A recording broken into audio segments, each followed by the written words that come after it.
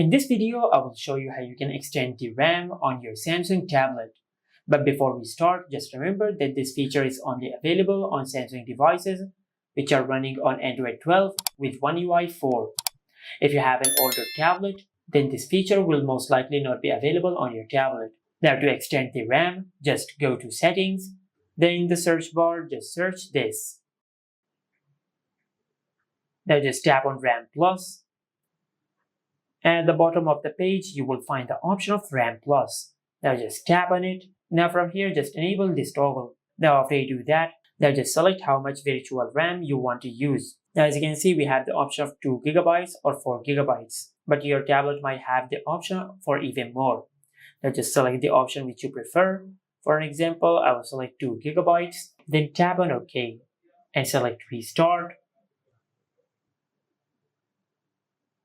And once your tablet finishes the restarting process, now let's go to Settings.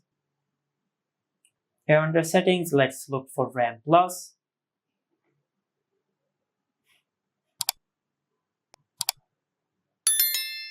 Now as you can see, we have successfully extended the RAM on our tablet. And this is it. Make sure to like, comment, and subscribe. Thank you for watching.